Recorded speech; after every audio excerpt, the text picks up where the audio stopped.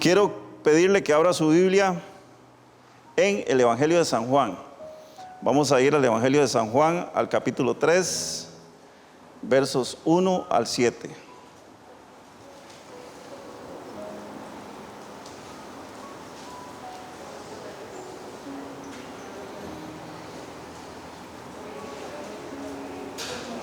San Juan capítulo 3, versos 1 al 7. Y dice así la palabra del Señor. Había un hombre de los fariseos que se llamaba Nicodemo, un principal entre los judíos. Este vino a Jesús de noche y le dijo: Rabí, sabemos que has venido de Dios como maestro, porque nadie puede hacer estas señales que tú haces, si no está Dios con él. Respondió Jesús y le dijo: de cierto te digo, que el que no naciere de nuevo no puede ver el reino de Dios. Nicodemo le dijo: ¿cómo puede un hombre nacer siendo viejo?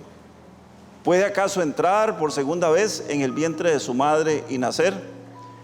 Respondió Jesús: de cierto te digo, que el que no naciere de agua y del Espíritu no puede entrar en el reino de Dios. Lo que es nacido de la carne, carne es, y lo que es nacido del Espíritu, Espíritu es. No te maravilles de que te dije: os es necesario nacer de nuevo. Hace ya varios años, por suerte, cuando yo decía que era católico, solía sentir mucho repudio por la gente que me hablaba de Cristo como el único camino. Me molestaba mucho que la gente llegara y me dijera: Jesucristo es el único camino, Jesucristo es la única verdad. Y a menudo pensaba: no, pero ¿por qué la gente se enreda tanto? ¿Por qué la gente se complica tanto? No creo que sea la única forma para poder llegar al cielo. Recuerdo que llegaba a mi oficina un predicador y se sentaba a intentar evangelizarme. Pero qué difícil es evangelizar a una persona que no quiere escuchar el evangelio. Qué difícil es cuando alguien pone pretextos, pone peros, y sobre todo cuando alguien cree que se la sabe de todas, alguien que cree que es una persona muy inteligente, como me pasaba a mí. Yo creía que era el conocedor de todo y me cerraba totalmente. Entonces ese señor llegaba y se sentaba a evangelizarme y yo lo escuchaba por respeto, por cortesía, por educación o por lo que fuera, pero por dentro solía decir: solo él sabe que me va a hacer cambiar de religión, solo él sabe que me va a volcar, como decíamos nosotros. Porque yo decía también que hay muchos caminos que conducen a Dios. Mientras tengamos una idea acerca de Dios, no importa la religión que profesemos, si al final del camino igual tendremos que llegar al cielo. Y durante mucho tiempo yo utilicé eso como excusa para no conocer de Dios, para no aceptar a Jesucristo, para seguir viviendo en mi mundo, el mundo que me había fabricado para tratar, decía yo, de sobrevivir. Y pensaba que Dios me había dado mucha inteligencia y mucha capacidad para enfrentar la vida. Y no me daba cuenta que detrás de eso había un Dios todopoderoso que era el que me había cuidado y que tenía un propósito conmigo, tenía un propósito en mi vida. Él sabía, proyectado, quién sabe, hacia adelante, que en algún momento yo me iba a rendir. Así que para mí, hermanos, aceptar a Cristo y volverme a Él implicaba únicamente un cambio de religión, como muchas veces lo hemos pensado. Era simplemente cambiar de religión, donde se me iba a imponer una serie de ritos o una serie de dogmas que me limitarían la libertad que yo creía tener. Porque en el fondo el miedo, el temor de la mayoría de las personas cuando se enfrentan ante una posición de estas o cuando tratan de ser evangelizados por alguien es el miedo a perder su libertad. Libertad entre comillas, claro, porque todos tenemos libertad de escoger, todos tenemos libertad para poder decidir en un momento determinado. Y ese fue el primer elemento o el primer componente que Dios nos da cuando cuando nacemos. Si leemos la palabra de Dios, nos encontramos que el hombre es creado y en el jardín del Edén recibe precisamente esa libertad para poder decidir. A lo que nosotros llamamos el libre albedrío. Entonces, para mí, el aceptar a Cristo era cambiarme de religión. Y yo no consideraba el infierno como un posible destino final. Porque también decía, como muchos piensan hoy en día, porque este es un pensamiento muy generalizado, Dios es bueno. Dios es bueno. Todos somos sus hijos. Y al final de cuentas, nadie se va a ir al infierno, porque Dios no va a dejar a nadie sin su pedacito de cielo, sin su parte en el cielo. ¿Por qué? Porque Dios es bueno. Y lo creí durante mucho tiempo. Yo decía, no, Dios es bueno. Dios no va a dejar que nadie se pierda, no va a dejar que nadie se pudra en el infierno, que nadie se queme en el infierno eternamente. Y dichosamente un día me di cuenta que mi razonamiento estaba equivocado. ¿Por qué? Precisamente porque estaba usando una verdad para encubrir una serie de mentiras que me hacían creer que yo estaba bien como estaba y que no necesitaba hacer un cambio en mi vida. A través de esa verdad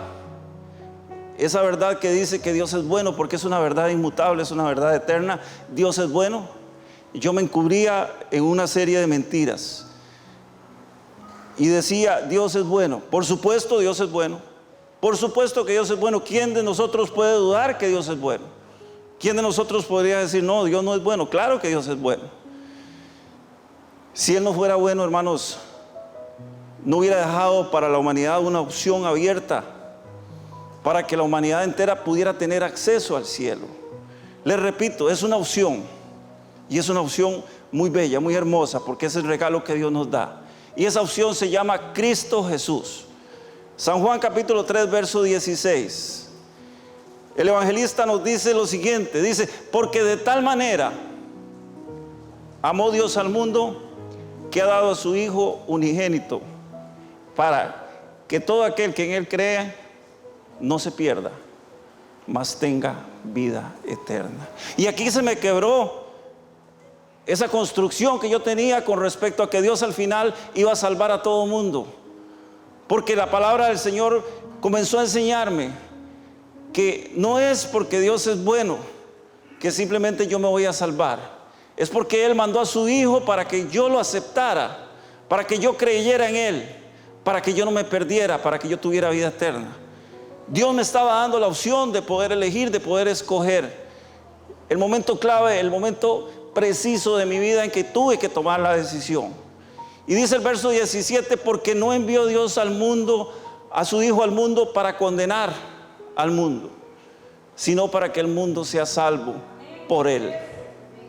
La salvación viene por Jesucristo, pero la única manera de poder llegar, de poder acercarse, de poder ser salvo, de poder acceder al cielo es aceptando a Jesucristo y creyendo en Él.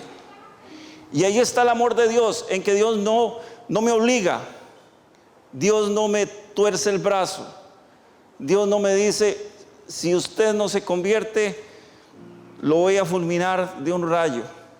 Y mucha gente dice, ay, que Dios, a veces la gente usa frases estúpidas cuando dice, te estoy diciendo la verdad y si no que me parta un rayo. Dios guarde, Dios les nos tomara en cuenta. Él tiene poder para hacer eso.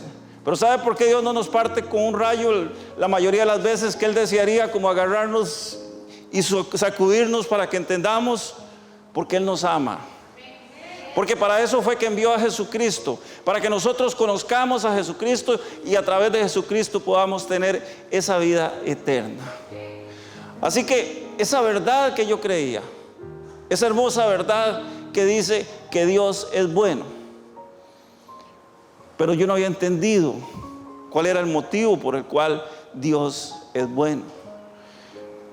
Cuando vamos a la palabra de Dios y leemos los versos anteriores, tenemos que la forma que Dios usa precisamente para amar al mundo está plenamente demostrada con la venida de Jesucristo al mundo, para pagar con su vida, para pagar a través del derramamiento de toda su sangre el pecado de la humanidad.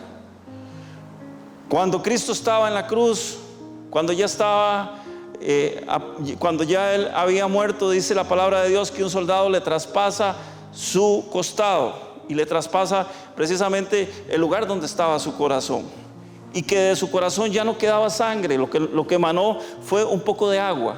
Ya todos los fluidos corporales era lo único que quedaba, porque Él había derramado hasta la última gota de sangre. Y esa fue la razón por la cual Cristo vino al mundo. Todos los que estamos aquí y todos los que están alrededor de la tierra. Pero la opción sigue abierta. Y Él sigue diciendo: aquí estoy.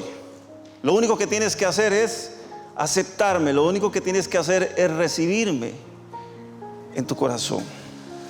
Entonces, la venida de Cristo a la tierra no es otra cosa más que la promesa de Dios de mandarnos, de enviarnos, de proveernos de un redentor.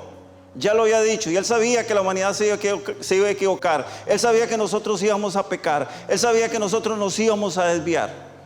Pero Él mandó a su redentor, a su Hijo, lo mandó al mundo. Ya lo había prometido en Génesis capítulo 3, verso 15. Después de la primera vez que el hombre se equivoca y se jala la torta grande de desobedecerle, Dios dice: no, yo sé que esto no van a poder. Yo sé que esto no van a poder por sí mismos, les voy a proveer a alguien. Y ahí es donde nos da la promesa, Génesis capítulo 3, verso 15. Cristo, hermanos, tuvo que venir a morir.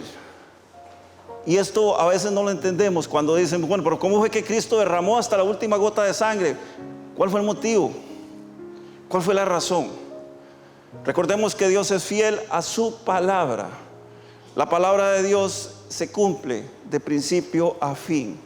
Y Dios había establecido una forma a través de la cual los pecados de la humanidad se podían purificar. En el libro de Levítico capítulo 17 verso 11 habla acerca de esta forma y llama a su pueblo Israel y les dice lo siguiente.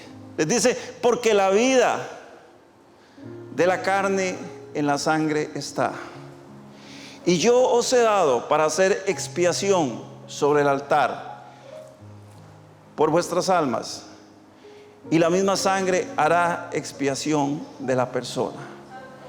La misma sangre, la misma sangre.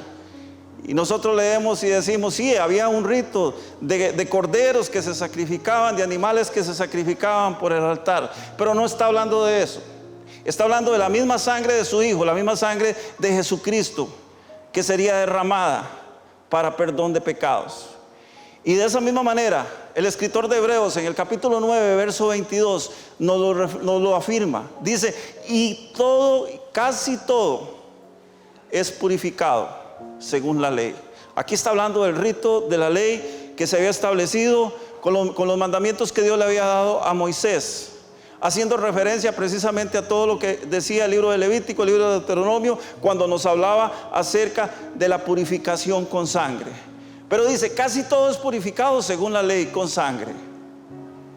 Pero viene una segunda parte en donde el escritor dice: y sin derramamiento de sangre no se hace remisión. Se refiere al sacrificio perfecto, al sacrificio de Cristo en la cruz del Calvario. Sin el derramamiento de la sangre de Cristo no hay remisión. Remisión significa perdón. Sin la sangre de Jesucristo aplicada a la vida nuestra, es decir, al perdón de nuestros pecados, no hay perdón. Eso nos lo está diciendo la palabra. Así que en el verdadero amor, ese verdadero amor que Dios nos demuestra dando la vida por nosotros para que podamos ser perdonados, únicamente lo podemos encontrar en la persona de Jesucristo. Así que, hermanos, yo sé que ustedes no piensan eso. Yo sé que ustedes no están pensando que al final van a tener el perdón de Dios automáticamente, porque Dios es bueno. Hace unos días hablaba con un amigo que está en fase terminal, un colega muy querido, y le decía: mi hermano, es el momento de tomar una decisión. Es el momento de aceptar a Cristo. Él no creía en el Señor. Él no creía que Cristo era suficiente para perdonar sus pecados. Y usted no tiene nada que perder A final de cuentas usted llegará, y si usted toma esa decisión hermosa, usted llegará al cielo y se va a dar cuenta que sí era verdad. Pero si no era cierto, no pierde nada. El problema es que usted no lo acepte y llegue y se dé cuenta que tuvo esa oportunidad y no la tomó. Es el momento de tomar la decisión, es el momento de aceptar a Cristo como nuestro suficiente Salvador, porque ya no nos queda más tiempo. Y no sabemos si dentro de media hora vamos a tener un accidente, si dentro de 10 minutos nos va a dar un derrame, nos va a dar un infarto y ya no vamos a poder tomar esa decisión. El problema de la decisión es que es en el momento exacto, en el momento preciso. Dice la palabra de Dios que Cristo estaba crucificado y habían 2 hombres crucificados juntamente con él, 2 ladrones. Uno renegaba y lo maldecía, y el otro se volvió y le dijo: Señor, acuérdate de mí cuando vengas en tu reino, cuando estés en el paraíso. Y Jesús le dijo: de cierto te digo que hoy mismo estarás conmigo en el paraíso. Eso significa que en el momento que nosotros aceptamos a Jesús, la redención opera de manera inmediata. Por ese motivo, hermanos, es falso que al final Dios nos va a perdonar a todos. Ya Dios nos dio una oportunidad, nos sigue dando una oportunidad. Cada día que nos levantamos, cada día que abrimos nuestros ojos, tenemos esa oportunidad. Por eso la palabra de Dios nos enseña que las misericordias de Dios son nuevas cada mañana. Y el apóstol Pedro escribe y dice que no tengamos por tardanza la venida de Cristo como muchos la tienen. Lo único que nos ha sostenido y lo único que ha sostenido a la humanidad de que Cristo venga y se lleve a su iglesia, y los que se quedaron, es el gran amor que Dios tiene por nosotros. Por eso, hermanos, debemos aceptar el perdón de Dios a través de Jesucristo. Debemos aceptarlo. Y aquí viene el paso siguiente, que es importante, que es que al aceptar el perdón de Cristo, al aceptar a Jesucristo, nos convertimos en redimidos, nos convertimos en perdonados, nos convertimos en hijos de Dios. Ese es el preciso momento en el cual nos convertimos en hijos de Dios. Pues mucha gente dice: pero yo soy hijo de Dios. Y este es un concepto con el cual nos han enredado toda la vida. Mentiras del diablo, porque nos han dicho: es que todos somos hijos de Dios. Falso, absolutamente falso, eso es una mentira. No todos somos hijos de Dios. La palabra del Señor nos lo dice muy claramente en el Evangelio de San Juan, capítulo 1, verso 12. Y lo dice de esta manera categórica, clara, sencilla, precisa y concisa. Dice: mas a todos los que le recibieron. No está hablando de todos en general, dice: a todos los que le recibieron, a los que creen en su nombre, les dio potestad de ser hechos hijos de Dios. Así que no es de manera universal ni de manera general que somos hijos de Dios. Somos creación de Dios todos, claro, como lo es creación de Dios cualquiera de las demás obras que hay en la creación de Dios. Una planta, un árbol, una gallina, un pollo, un perro, una cucaracha, son creación de Dios, amén. Pero hijos de Dios dice que son los que reciben, únicamente los que creen en el nombre del Hijo de Dios, o sea, en el nombre de Jesucristo. Por eso, hermanos, es que es necesario aceptar el perdón de Dios a través de Jesucristo. Porque si no creemos que Jesús nos lavó nuestros pecados con su sangre, seguiremos siendo parte de la creación de Dios nada más, y no nos convertiremos en hijos de Dios nunca. Su parte en el reino de Dios, la parte que cada uno de nosotros tenemos, es por la ciudadanía que adquirimos. Nos convertimos en hijos de Dios. Y si no aceptamos a Jesús como nuestro Salvador, no va a pasar absolutamente nada. Igual, en un momento determinado, el Señor nos llamará y descenderemos al sepulcro y vendrá la experiencia final. Como dice la palabra, el lloro y el crujir de dientes. Ya no quedará más. Dice que lo único que queda es una expectación, una expectativa de horror. Imagínense qué terrible es, habiendo tenido la posibilidad de aceptar a Jesucristo, y el día de mañana estar en un lugar donde tantas veces nos dijeron que podíamos ir a parar. y no lo creímos.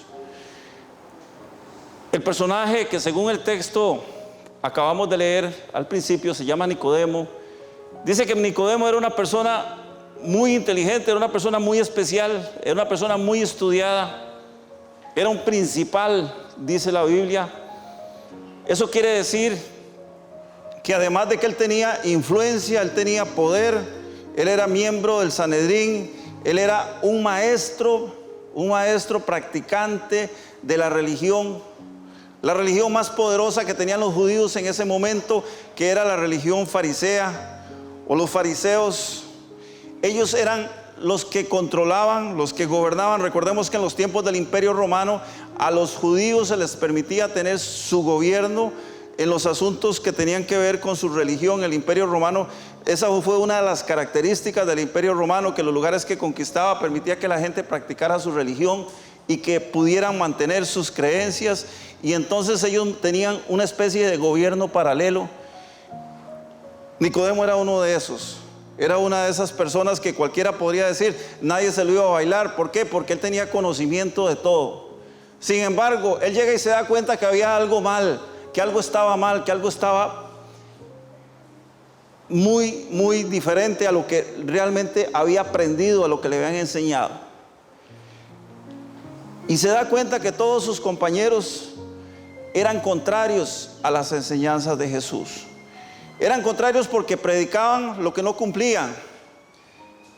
La ley de Moisés hablaba y habla todavía del amor al prójimo, de guardar ciertos días solemnes y de otros rituales que eran importantes, porque les repito, era una práctica, era una religión. Dios les había dado esa práctica para que ellos lo siguieran. Pero Jesús vino a hacer cosas muy diferentes a lo que ellos hacían. Ellos hablaban de la ley, Jesús practicaba la ley, que era lo que hacía la diferencia. Jesús era el cumplimiento de la ley, el mismo cumplimiento de la ley. Él llega y ama a la gente, Él llega y sana a la gente, Él llega y expulsa demonios, Él llega y resucita muertos. Y de pronto ellos no podían entender cómo esos atributos divinos podían estar en un ser humano. Nicodemo se presenta a Jesús y le dice: Maestro, yo reconozco que tú eres un hombre lleno de Dios y que provienes de Dios, y que lo que tú haces proviene de Dios, porque de pronto apareciste por ahí haciendo milagros, haciendo cosas que ningún hombre puede hacer. Pero la respuesta de Jesús a Nicodemo es un tanto inesperada. Si usted lee el texto, se va a encontrar que Jesús prácticamente, como decimos hoy en día, lo dejó en visto. No le contestó nada con respecto al tema. ¿Por qué? Porque a Jesús no le interesaban los elogios. Jesús sabía quién era. A él no le interesaba que lo levantaran y como decimos los ticos, lo levantaran y lo dejaran caer. No. Él, a pesar de que Nicodemo estaba diciendo cosas que eran ciertas, lo estaba adulando. Jesús lo deja en visto, deja al fariseo ahí hablando solo de pronto, pero aprovecha la oportunidad. Aprovecha la oportunidad para hablarle acerca del reino de Dios y de la forma de poder tener acceso a la vida eterna al lado del Padre. Y esto es algo que nosotros los hijos de Dios, nosotros los que hemos recibido a Cristo, nosotros los que hemos entendido el milagro de la redención, no podemos dejar pasar por alto. Muchas veces la gente nos aborda y comienza con muchas inquietudes, y nosotros perdemos el tiempo hablando tonterías, hablando babosadas, en lugar de hablar del Evangelio. Recordemos que Jesús vino a traer el reino de Dios, a establecer su reino en la tierra. Y Él aprovecha el tiempo, aprovecha la oportunidad para hablarle a Nicodemo acerca del reino de Dios y de la forma a través de la cual puede tener acceso a la vida eterna al lado del Padre. ¿Por qué? Porque es posible que el hombre tenga una eternidad con Dios. Es posible que el hombre tenga una eternidad con Dios. Recordemos esto, hermanos, nosotros somos eternos. Lo que vamos a vivir sobre la tierra es pasajero. Y ese es un capítulo muy pequeño de nuestra existencia. Pero somos eternos. Somos eternos con un destino hacia un lugar hermoso, si aceptamos a Jesucristo, que se llama el cielo o la vida eterna. al lado del Padre. Pero también podemos optar por una eternidad sin Dios. Podemos optar por una eternidad en el infierno si se nos da la gana. Cuando Dios le escribe al pueblo de Israel, Deuteronomio capítulo 30, verso 19, hace una declaración muy hermosa, y usted lo puede buscar en su Biblia, Deuteronomio capítulo 30, verso 19. Les dice el Señor: a los cielos y a la tierra pongo por testigos que el día de hoy he puesto delante de ti la vida y la muerte, la bendición y la maldición. Escoge pues la vida para que vivas tú y los tuyos por generaciones. Esa es la opción que Dios nos da. Y por eso es que yo les decía, Dios no nos tuerce el brazo, Dios no nos dice, no nos obliga. Tenemos la decisión. Así que Dios no es injusto. La justicia de Dios está escrita de principio a fin en la Biblia. Nosotros tomamos o desechamos esa oportunidad. Nosotros tomamos o desechamos la gran oportunidad que nos hemos perdido durante años de conocer la palabra, de escudriñar las Escrituras. Cuando Jesús andaba sobre la tierra, a menudo lo confrontaban y les decían: ¿por qué es que usted hace estas cosas? ¿Por qué es que usted sana un sábado? ¿Por qué es que usted le vuelve la vista a un ciego? ¿Por qué es que usted toca a los leprosos y los leprosos son inmundos? Y Jesús nada más les respondía, les decía: escudriñen las Escrituras, escudriñen, lean la palabra. Parece que ella habla de mí. Y nosotros muchas veces no queremos leer la palabra, preferimos leer cualquier otra cosa.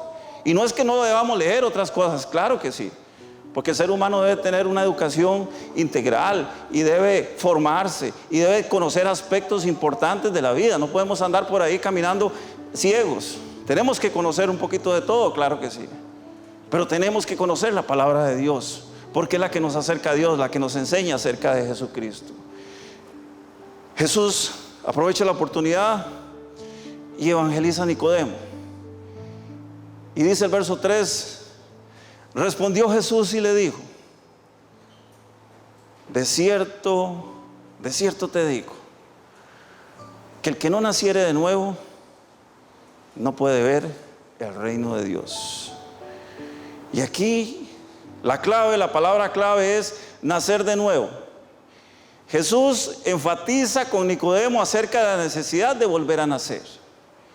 Y si usted lo analiza desde el punto de vista humano, esto resulta inverosímil, esto resulta ilógico, es algo, cualquiera podría decir: qué tontería, qué singraciez, como dicen por ahí. Resulta inverosímil porque ninguno de nosotros puede entender. Humanamente no podemos entender que sin Cristo, óigalo bien, sin Cristo, es decir, sin arrepentirnos de nuestros pecados y sin volver nuestra vida a Dios, estamos muertos en vida. Pero ¿cómo me va a decir usted? Yo cumplo las funciones vitales, yo respiro, yo tengo, bueno, ahora con el COVID a veces se nos va el olfato y el gusto y esas cosas. Yo cumplo todas esas funciones vitales, puedo ver, puedo oler, puedo caminar, puedo hablar, etcétera, etcétera, etcétera. No, dice la palabra de Dios que aunque usted haga todo eso, que aunque usted respire, usted está muerto en vida si no tiene a Cristo. Pablo nos lo explica de una manera muy sencilla. Abramos rápidamente nuestras Biblias en el libro de Efesios, capítulo 1, versos del 1 al 5. Efesios 2, capítulo 2, versos del 1 al 5. Estamos muertos cuando no tenemos a Cristo, cuando no hemos recibido a Cristo en nuestro corazón. Somos muertos vivientes. Dice así, verso 1: y Él os dio vida a vosotros cuando estabais muertos en vuestros delitos y pecados. ¿De qué está hablando? Está hablando de la oportunidad, de la posibilidad que nos da Dios a través de Jesucristo. Estábamos muertos y Él vino a morir por los muertos.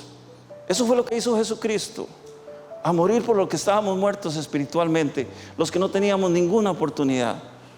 Dice el verso 2: en los cuales anduvisteis en otro tiempo siguiendo la corriente del mundo, conforme al príncipe de la potestad del aire, el espíritu que ahora opera en los hijos de desobediencia.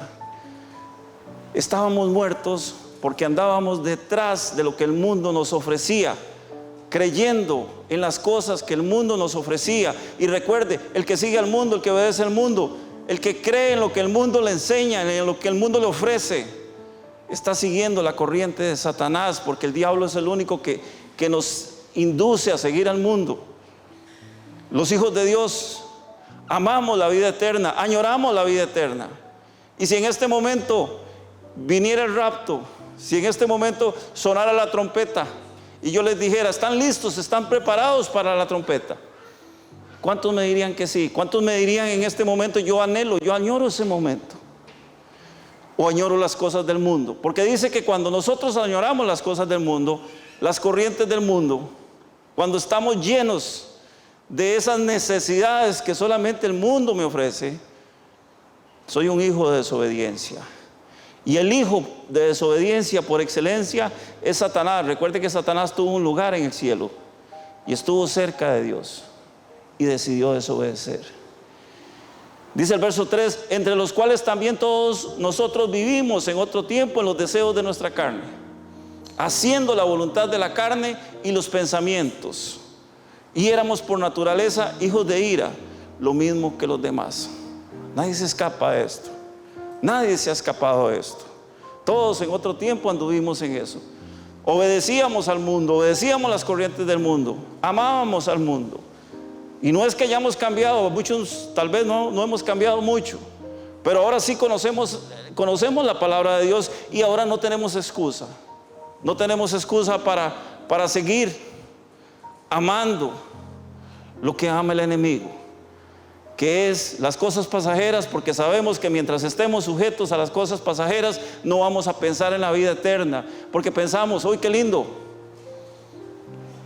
El promedio de vida en Costa Rica, no sé si ustedes saben, un día de estos, según las estadísticas, subió. Antes estábamos en 70, 75, ahora estamos en 80 los varones y las mujeres un poquito más. Subió el promedio de vida. Entonces ya ahora podemos hacer cálculos. Si una persona va a vivir 80 años, y en mi caso tengo 55, tengo 2/3 y todavía me queda un poquito más. Ahora me aumentaron como unos 5 años más. Qué lindo todo lo que voy a vivir. Hermanos, eso es nada comparado con la eternidad, porque la eternidad no se mide como nosotros la medimos. Y dice el verso 4, pero Dios, que es rico en misericordia, por su gran amor. Entienda, Dios es amor, claro que Dios es amor. Pero vea lo que dice el verso 5, aún estando muertos en pecados, nos dio vida juntamente con Cristo. Por gracia sois salvos. Gratuitamente, de a gratis, dicen los chiquillos, regalado, nos regaló la salvación. Estando muertos en pecados, nos dio vida juntamente con Cristo.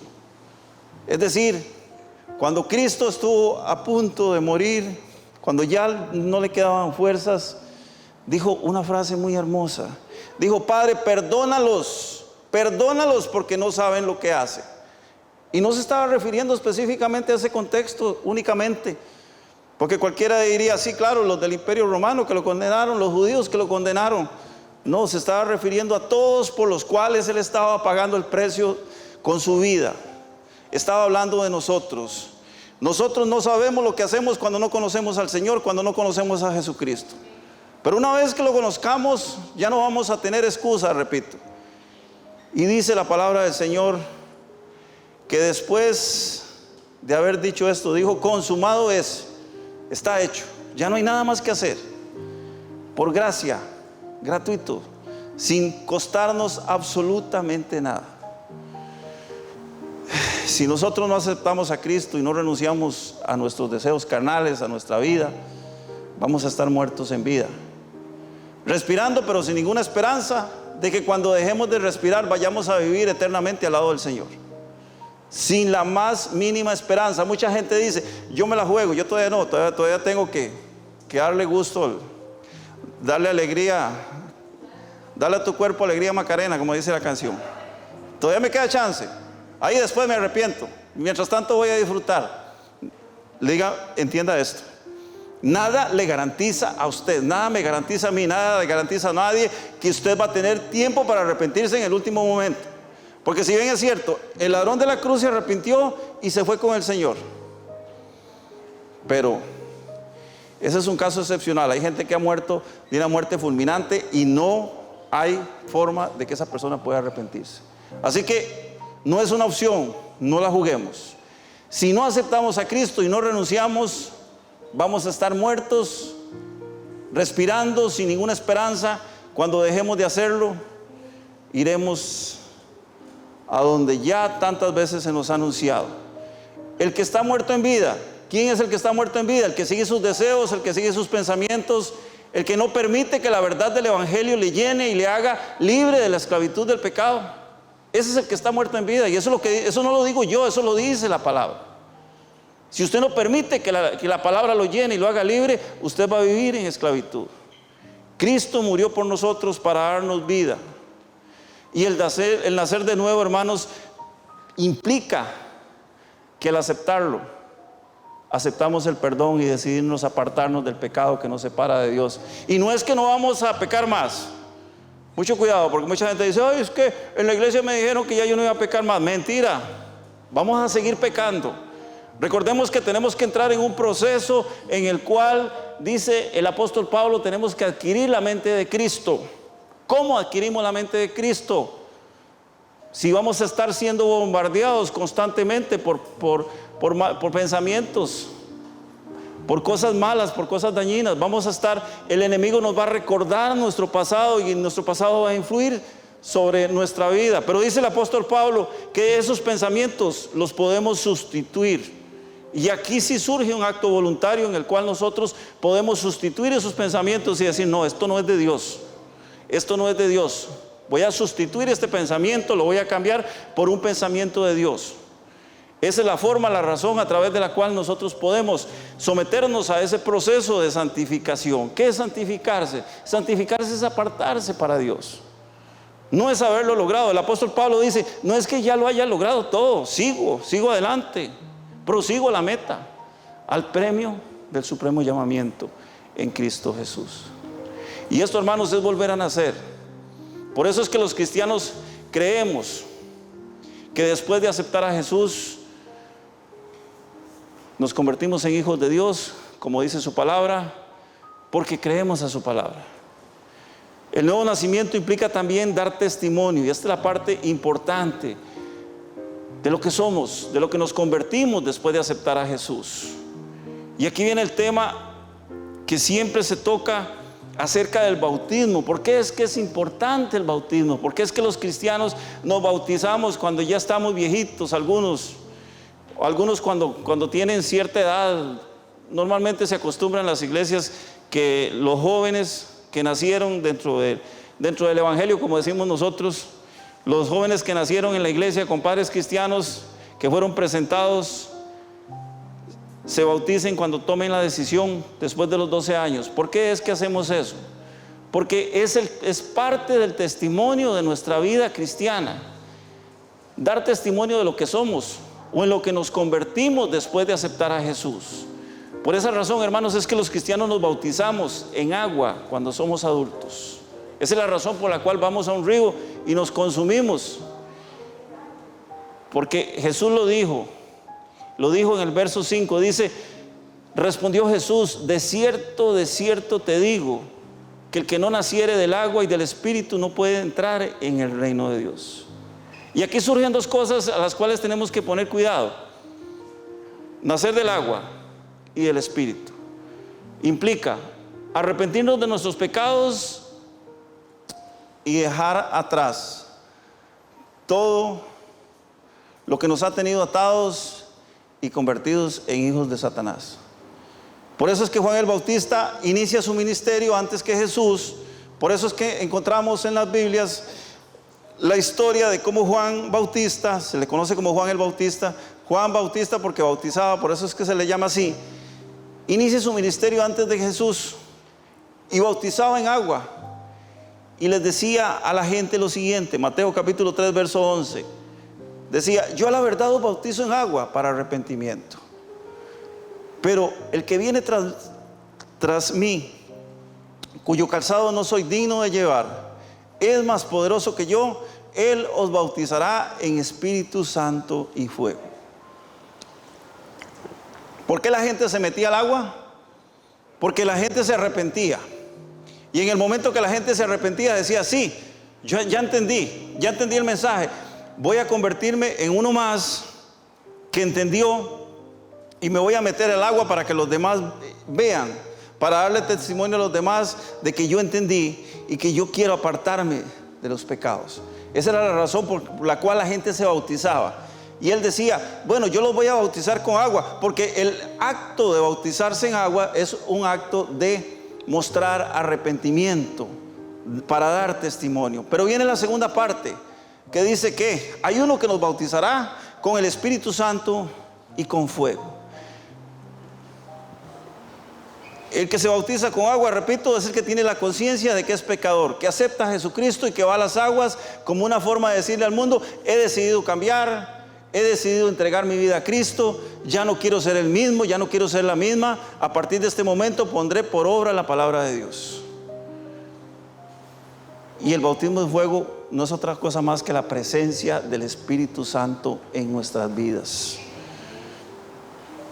A la gente le cuesta, o nos cuesta entender qué es la presencia del Espíritu Santo dentro de nosotros. Jesús dijo que cuando Él se iba, nos iba a dejar un representante, alguien que lo iba a representar a Él. El Espíritu Santo fue enviado por Jesús en el momento que Jesús subió al cielo.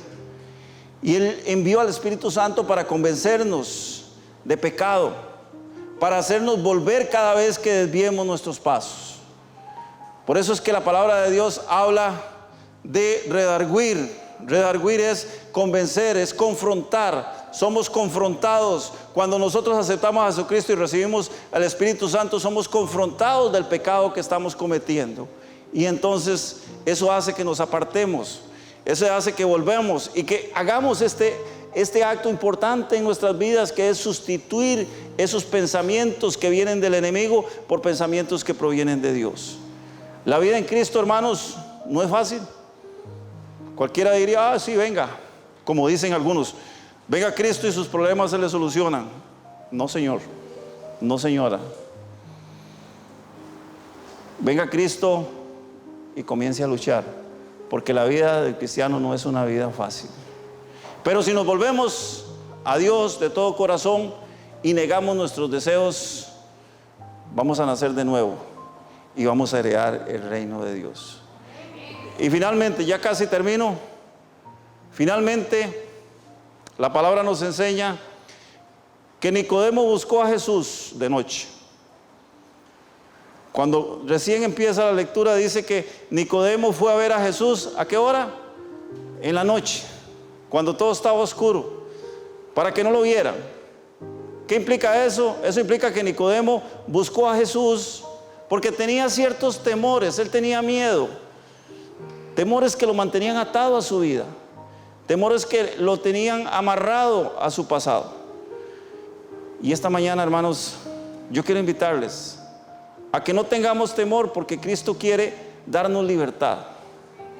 Cristo quiere que tengamos libertad. Cristo quiere que nosotros en esta mañana rompamos nuestros temores. Durante mucho tiempo quisimos buscarlo, y buscarlo en la oscuridad, buscarlo en ese lugar donde nadie nos viera. Ojalá que nadie se dé cuenta, ojalá que nadie sepa que yo acepté a Jesús, ojalá que nadie sepa que yo quiero cambiar. ¿Qué van a pensar mis amistades?, como decimos nosotros. No tengamos temor, hermanos, porque Cristo quiere darnos libertad. Cristo quiere en esta mañana invitarnos, darnos libertad. Isaías capítulo 61 verso 1 dice que Cristo vino a traer buenas nuevas a los afligidos. Cristo vino a traer buenas nuevas a los afligidos. Si usted está afligido, si usted está triste, si usted sabe que su vida debe tomar un rumbo diferente, a eso vino Cristo. Dice también que vino a vendar a los quebrantados de corazón. Yo sé que muchas veces nuestra vida no ha sido fácil, hemos tenido problemas, hemos tenido dificultades, hemos tenido que enfrentarnos a situaciones que nunca pensamos que iban a suceder, que nunca quisimos. Y también dice Isaías que Cristo vino para proclamar libertad a los cautivos y liberación a los prisioneros. Cuando nosotros estamos atrapados Hay gente que está atrapada en prisiones de oscuridad, que tienen su alma atrapada en prisiones de oscuridad, prisiones espirituales que no los dejan abrir sus ojos y ver la luz que es Cristo. Por eso en esta mañana yo quiero invitarle para que usted ahí donde está, no hace falta que se ponga de pie, ahí donde usted está, cierre sus ojos por un momento. Yo quiero guiarle para que reciba a Jesucristo como su único y suficiente Salvador. Yo quiero guiarle para que tome la decisión. Abra su boca y confiéselo. Yo quiero que usted diga conmigo esta oración: Señor Jesús, reconozco que tú eres el Hijo de Dios. Señor Jesús, reconozco que durante mucho tiempo he estado equivocado. Reconozco que durante muchos años he creído tener la razón. Pero hoy me doy cuenta lo equivocado que estoy, y quiero rectificar mi vida. Vengo delante de ti, tal y cual soy, porque sé que tú me conoces y no tengo que decirte, porque tú sabes quién soy y cómo soy. Señor Jesús, te pido perdón por mis pecados. Te pido en esta mañana que escribas mi nombre en el libro de la vida. Yo sé que tú eres el Hijo de Dios. Yo sé que tú resucitaste de entre los muertos al tercer día. Yo sé que hoy estás sentado a la diestra del Padre y venciste la muerte. Recíbeme, Señor, como tu Hijo. Y te doy gracias. Y te doy gracias porque tú pagaste por mí el precio. Aun cuando yo estaba muerto, tú viste una esperanza de vida eterna en mí. Gracias, Jesús. Gracias, Padre, por esta oportunidad. Gracias por la presencia de tu Santo Espíritu. A partir de este momento, Espíritu Santo, guía a tu pueblo. Guía a todos aquellos que hicieron esta oración por primera vez y aquellos que se reconciliaron con el Señor y decidieron apartarse. Decidieron permitir que la vida fluya. Gracias porque tu palabra dice que tú has puesto delante de nosotros la vida y la muerte, la bendición y la maldición. Gracias por los que han escogido la bendición y la vida eterna.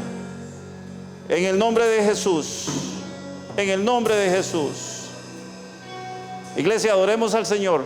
Voy a invitarle para que se ponga sobre sus pies y lo adoremos en la misma actitud, con los brazos abiertos, con sus manos levantadas. Dígale: Padre, gracias, aquí estoy, me rindo delante de ti.